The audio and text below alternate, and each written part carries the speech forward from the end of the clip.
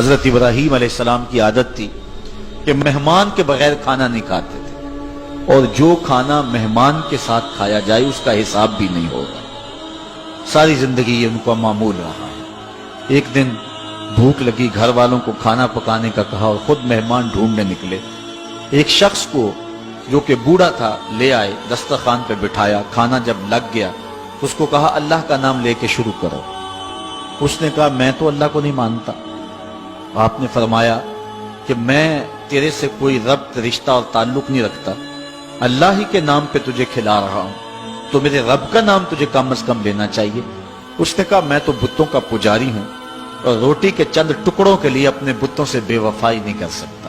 حضرت ابراہیم علیہ السلام بولے جب تو اتنا غیرت مند ہے کہ میرے رب کا نام نہیں لیتا اور اپنے بتوں سے بے وفائی نہیں کر سکتا، تو پھر میرا بھی تو کیا لگتا ہے، اگر میرے رب کو نہیں مانتا تو میں تو کھانا اس رب کے نام پہ کھلاؤں گا، کھاتا ہے تو ٹھیک نہیں تو تیری مرضی۔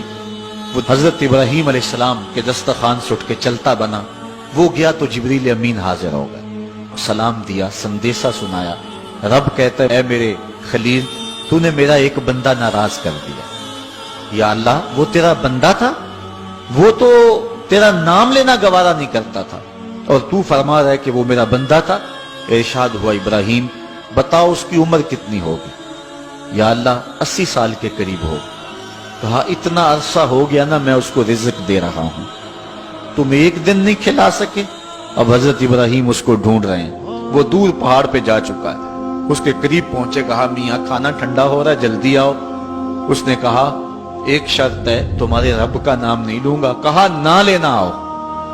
تو کہنے لگا لہجے میں اتنا گداز، اتنی نرمی کیسے آ گئی؟ تم تو کہتے تھے رب کے نام کے علاوہ کھلاؤں گا نہیں۔ کہا کہ اسی رب کا ہی تو پیغام آیا ہے کہ میں بھی اس کو دے رہا ہوں۔ اس نے کہا اگر تیرا رب اتنا اچھا ہے تو کھانا بعد میں کھائیں گے، پہلے اس کا غلام بنا لے مجھ کو۔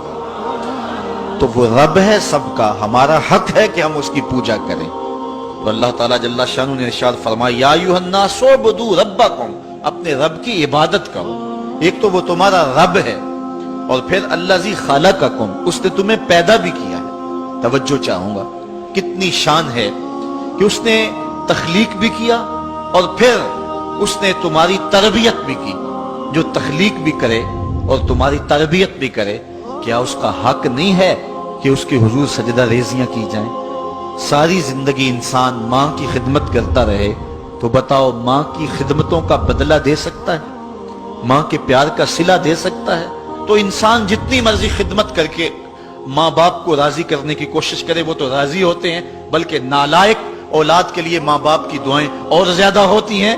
تو انسان ان کی خدمت کا حق نہیں دے سکتا۔ ماں باپ کے اتنے حق کیوں ہیں؟ اس لیے کہ ماں نے بیٹے کو جنم دیا، جس نے جنم دیا ہے اس کے اتنے حق ہیں، تو جس رب نے خلق کیا ہے اس کے کتنے حق ہوں گے؟ جس نے تخلیق کیا ہے، دستے قدرت سے بنایا ہے، تو پھر اس کے کتنے حق ہوں گے؟ تو مجھے بتائیے اس شخص سے بڑا بدبخت کوئی ہو سکتا ہے جو اللہ کے حضور سجدہ ریزی نہیں کرتا؟